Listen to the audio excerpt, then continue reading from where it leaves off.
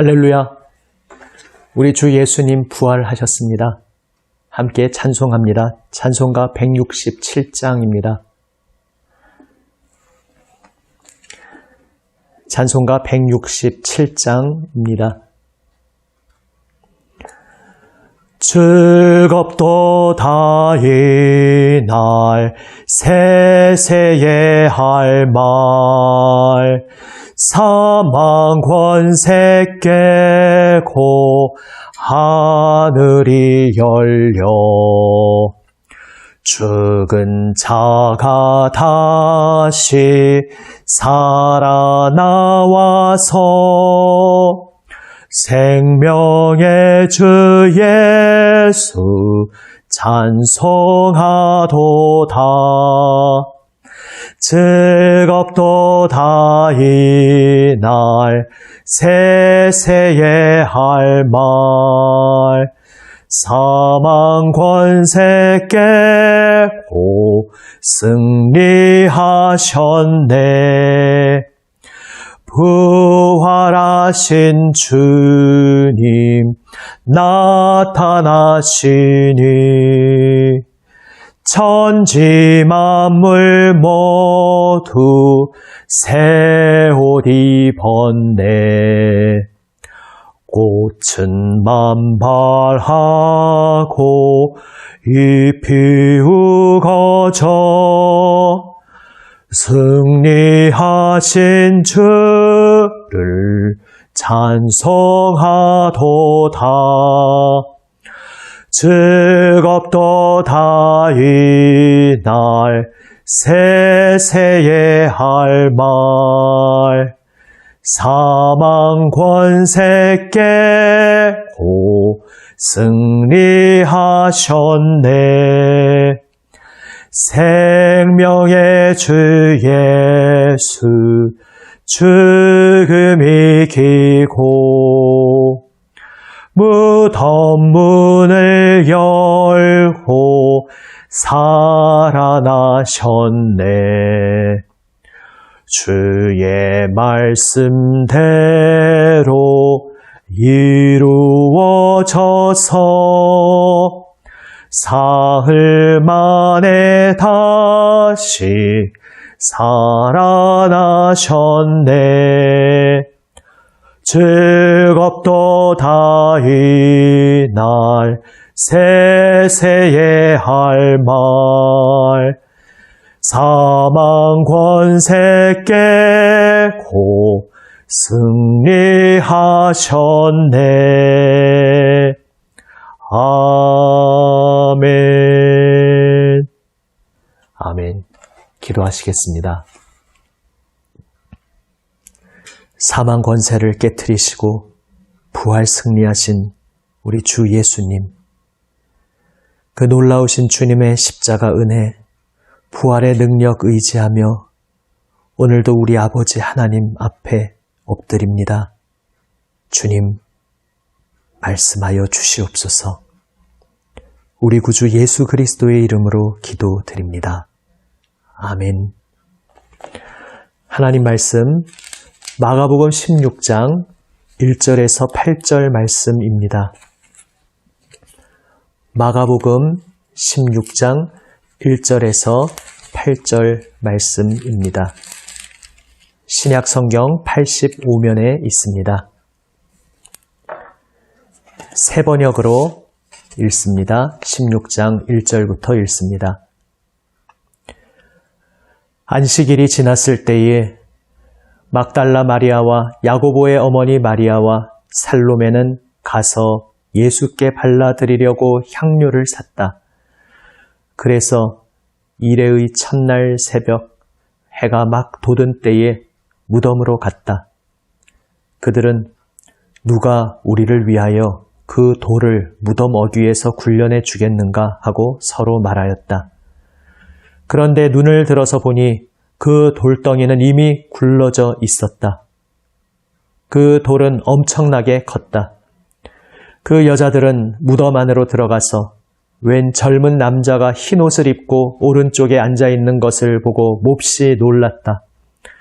그가 여자들에게 말하였다. 놀라지 마시오. 그대들은 십자가에 못 박히신 나사렛 사람 예수를 찾고 있지만 그는 살아나셨소. 그는 여기에 계시지 않소. 보시오. 그를 안장했던 곳이오. 그러니 그대들은 가서 그의 제자들과 베드로에게 말하기를 그는 그들보다 먼저 갈릴리로 가실 것이니 그가 그들에게 말씀하신 대로 그들은 거기에서 그를 볼 것이라고 하시오. 그들은 뛰쳐나와서 무덤에서 도망하였다. 그들은 벌벌 떨며 넋을 잃었던 것이다. 그들은 무서워서 아무에게도 아무 말도 못하였다. 아멘.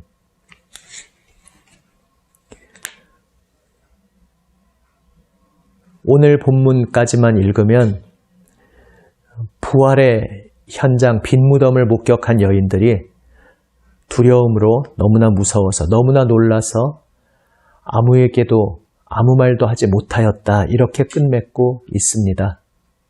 물론 우리는 그 다음 이야기를 알고 있습니다. 이 여인들이 영원히 아무 말도 못하였다면 빈무덤 이야기가 전해질 수가 없었습니다. 이후의 이야기들에 대해 복음서들이 증언하듯이 결국 여인들은 남성 제자들에게 전하였고 또 남성 제자들도 빈무덤을 확인하고 그리고 그 후에 부활하신 예수님을 만나는 이야기가 이어집니다.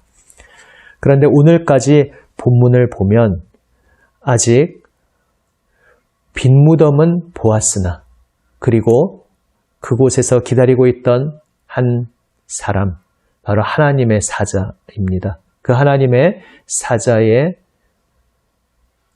이야기를 통해서 예수님의 부활을 생생하게 전해 들었지만 그러나 아직 부활하신 주님을 직접 만나지는 못한 상태에서 또 심지어 그 사건에 대해 아무 증언도 하지 못한 상태에서 오늘 이야기가 끝맺고 있습니다. 그런데 충격적이고 놀라운 것은 마가복음의 아주 초기의 사본들 증거를 통해서 비교해 볼 때 원래 마가가 처음 복음서를 썼던 그 첫 번째 작품은 여기에서 끝맺고 있다고 보통 생각하고 있습니다. 그렇다면 참 이상합니다. 왜 마가는 이렇게 어정쩡한 이상한 대목에서 복음서의 지피를 마쳤겠습니까? 사실 그 부분이 누구에게도 쉽지 않은 것이긴 합니다. 그리고 훗날에 물론 아직 초대교회 상황이지만 이제 이 마가복음의 자료를 활용하되 처음 마가가 기록한 방향에 좀 더 이어서 결말을 또 필요로 하다고 느꼈던 초대교회 성도들은 우리가 지금 알고 있는 마가복음 남은 부분을 덧붙였습니다. 그 덧붙인 내용도 더 짧은 부분과 우리가 보통 알고 있는 더 긴 부분 두 가지 사본으로 각각 전해져 내려오고 있습니다. 그래서 덧붙여진 필요성은 알겠는데 마가는 왜 처음에 이렇게 이야기를 맺었던 것일까? 이것은 마가복음이 기록되어서 이 복음을 사람들에게 들려줄 때에 읽힐 때에 당시 초대교회 성도들의 상황과 깊은 관련이 있습니다. 당시 초대교회 성도들은 큰 고난 가운데 있었습니다. 그들은 복음을 전해 들었고 자신의 모든 인생을 던져서 부활하신 예수님을 믿고 그분을 따르기 시작했습니다. 그런데 그 주 예수님을 따르는 길이 참 순탄치 않았습니다. 고난과 심지어 죽음까지도 각오해야 하는 길이었습니다. 많은 성도들이 고초를 겪었고 죽임당하는 성도들도 많이 나왔습니다. 성도들이 이렇게 질문할 수 있었습니다. 부활하신 주님께서 참 진리이신데 우리가 그분을 따르고 있는데 지금 그분을 따르는 우리 성도들이 그분의 제자들이 이 고난 중에 있을 때에 우리 주님은 왜 묵묵부답이신가? 어디에 계신가? 왜 지금 우리 가운데서 자신의 영광을 나타내 보이지 않으시는가? 그분이 지금 우리 가운데 계시지 않는 것인가? 이러한 주님의 부재, 주님이 계시지 않음에 대한 고민과 질문이 던져졌습니다.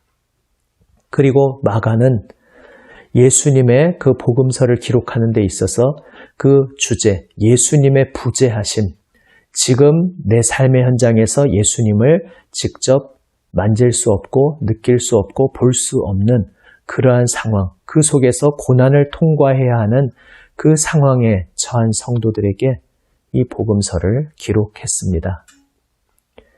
지금 오늘 이야기 시점에서 보면 여인들은 부활하신 주님을 아직 눈으로 보지는 못했습니다. 적어도 오늘 본문의 시점까지는 그렇다는 이야기입니다. 그러나 여인들은 분명히 부활의 소식을 하나님의 사자로부터 들었습니다. 그렇다면 이제 선택의 기로 앞에 그들이 선 것입니다. 비록 내 눈에 보이지 않지만 빈 무덤이 증언하고 있는 이 놀라운 사건, 그리고 그 빈 무덤에서 하나님의 말씀을 전한 그 하나님 사자의 증언을 들었으니 이 증언을 믿고 부활을 믿고 담대히 나아가서 이 부활의 소식을 전할 것인지, 아니면 주님의 부재하심, 주님을 느낄 수 없다는 현실 속에서 두려워하며 그저 침묵하고 그대로 주저앉아 있을지 여인들은 선택의 기로에 서게 된 것입니다. 그리고 마가는 의도적으로 오늘 본문은 부정적인 어투처럼 이렇게 맺습니다. 물론 마가복음을 받아서 읽던 당시 성도들은 이미 예수님 부활하신 것을 제자들이 만났다는 그 후일담을 다 이미 들어서 알고 있는 상태였습니다. 그러니까 알고 있는 상태에서 이 마가복음을 읽도록 의도된 것입니다.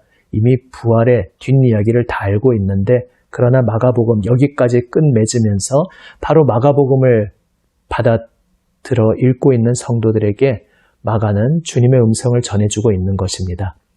그렇다. 너희는 나의 부활의 소식을 이미 들었다. 그것을 이미 믿고 모든 것을 던져 나를 따르기 시작하였다. 그런데 이 길 쉽지 않은 길이지 않느냐. 그래서 때로 두렵고 낙심되고 힘겨운 순간들, 그래 너희들 경험하고 있지 않느냐. 그러나 내가 주 예수님이 부활하셨다는 이것은 참으로 진리의 복음인 것을 너는 여전히 믿고 있느냐? 그렇다면 나를 눈으로 볼 수 없고 나를 손으로 느낄 수 없는 지금 이 고난의 삶의 현장 한복판에서 여전히 나를 붙잡고 나를 바라보며 내가 걸어간 이 길을, 이 십자가의 길, 부활 승리가 약속된 이 길을 너는 끝까지 믿음으로 따르겠느냐? 주님께서 마가복음을 통해 우리에게 질문하고 계신 것입니다. 부재하신 예수님처럼 느껴지지만 예수님을 만날 수 있는 현장이 있습니다. 먼저 갈릴리로 가실 것이니 거기에서 그를 만날 것이다. 갈릴리, 예수님의 그 땀이 서린 현장. 예수님께서 온 생명과 마음을 바쳐 우리들을 섬기고 사랑으로 끌어안아 주시며 그렇게 일하시고 사역하신 그 현장, 그 현장으로 따라오라고 부활하신 주님께서 제자들을 또한 우리들을 초청하고 계신 것입니다. 거기로 오라. 내가 여전히 일하고 있는 갈릴리 그 현장으로 나를 만나러 오라. 거기에서 너는 나를 보게 될 것이다. 주님께서 오늘 우리에게도 말씀하고 계십니다. 특별히 오늘 제자들에게 전하는데 참 사자의 말씀에 독특함이 있습니다. 7절에 보시면 그의 제자들과 베드로에게 말하기를. 그냥 제자들이라고 말씀하셔도 될 텐데 제자들과 베드로라고 이야기하고 있습니다. 이것을 물론 크게 두 가지로 서로 다르게 해석할 수 있습니다. 베드로의 모든 제자들이 도망치긴 했지만 베드로의 가장 노골적인 부인함 때문에 지금 잠시나마 제자들에서 베드로가 빠져 있어서 굳이 베드로를 따로 언급했다. 이렇게 해석하는 것도 제가 보았습니다. 물론 그렇게 해석한다 해도 제가 이제 말씀드리는 내용과 결국은 이어집니다. 저는 꼭 그렇게 보지는 않습니다만 중요한 것은 어쨌든 예수님께서 베드로를 따로 언급하셨다는 것입니다. 지금 수많은 제자들이 예수님의 그 죽음 앞에서 비겁하게 달아나 숨었던 것에 대해서 얼마나 자책하며 고통스러워하고 있었겠습니까? 그런데 그 중에서도 가장 노골적으로 부인했던 베드로의 그 참담한 심정 어찌 이루 말로 닿을 수 있었겠습니까? 그런데 부활하신 주님께서는 이 사자를 통해 베드로의 이름을 언급하고 계십니다. 나의 사랑하는 베드로야, 내가 나를 부인하였을지라도 나는 여전히 너의 이름을 부르고 있다. 나는 여전히 너를 기억하고 있다. 나는 여전히 너를 내 마음속에 품고 있다. 주님께서 이렇게 직접적인 메시지를 들려주시는 것입니다. 바로 이 주님의 마음이 오늘 우리에게도 동일하게 전해지고 있습니다. 이 동일한 주님께서 동일하신 마음으로 오늘 우리의 마음을 어루만져 주시고 우리에게 찾아와 주시고 우리의 이름을 불러주고 계시다는 것을 기억하시기를 바랍니다. 가장 크게 낙심하고 있을 베드로를 기억하시며 그 이름을 따로 언급해서 불러주시는 그 주님의 세심한 배려의 손길로 주님께서 오늘 우리의 이름을 부르시며 말씀하십니다. 나의 사랑하는 이여, 내가 너를 알고 있다. 내가 너를 기억하고 있다. 내가 너의 이름을 내 마음에 품고 있다. 그러니 너는 지금 너의 삶의 현장, 그 어떤 힘겹고 고통스러운 자리에서도 내가 느껴지지 않는다고 낙심하지 말아라. 나는 분명히 너와 함께하고 있다. 보이지 않지만 나는 분명히 너와 함께하고 있다. 너는 이미 부활의 복음을 들었다. 부활의 소식을 들었다. 흔들리지 말고 더욱더 그 부활의 소식을 꽉 붙잡고 나를 너의 가슴에 품고 끝까지 나를 따라오라. 내가 살아 숨쉬고 있는 현장, 내가 여전히 사랑으로 섬기고 일하고 있는 나의 땅 갈릴리로 나를 만나러 오라. 거기에서 나와 함께 이 섬김의 길을 계속 걸어가자. 우리 주님께서 우리를 오늘도 초청하고 계십니다. 지금 나의 삶의 자리에서 내가 주님을 따라 나아갈 갈릴리, 그곳이 어디일지 오늘 생각해 보기 원합니다. 주님께서 눈물과 피 흘리는 그 고통의 땅 갈릴리에서 여전히 사랑으로 끌어안고 한 사람 한 사람을 어루만져 주고 계십니다. 그 자리로 우리를 따라오라고 부르고 계십니다. 함께 주님의 섬김에 동참하자고. 그리하여 그 주님의 섬김의 동참함 속에서 주님의 부활의 능력을 생생하게 체험하자고 우리를 초청하고 계십니다. 오늘 이 주님의 부르심에 예라고 응답하며 주님을 따라 주님의 갈릴리로 나아가는 저와 여러분 우리 모두가 되시기를 우리 주님의 이름으로 축원합니다. 아멘. 기도하시겠습니다. 아버지 하나님, 고난의 삶의 현장 속에서 때로 주님이 보이지 않고 주님이 느껴지지 않을 때에도 이미 들은 복음을 믿음으로 붙잡고 믿음의 눈으로 주님을 바라보게 하여 주시옵소서. 주님 부르시는 음성에 응답하며 주님께서 여전히 섬기시고 일하시고 계시는 그 현장 갈릴리로 주님을 따라 나아가게 하여 주시옵소서. 저의 힘으로 할 수 없으나 베드로의 이름을 따로 불러주신 주님께서 오늘 저의 이름을 따로 불러주시며 격려하시고 위로하고 계심을 믿습니다. 그 주님의 은혜, 우리를 향하신 주님의 사랑의 마음을 의지하며 주님 붙들어 주시는 손길 의지하여 주님 따르게 하여 주시옵소서. 우리 구주 예수 그리스도의 이름으로 기도드립니다. 아멘.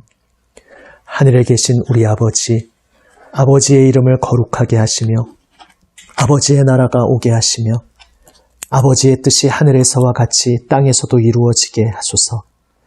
오늘 우리에게 일용할 양식을 주시고 우리가 우리에게 잘못한 사람을 용서하여 준 것 같이 우리 죄를 용서하여 주시고 우리를 시험에 빠지지 않게 하시고 악에서 구하소서.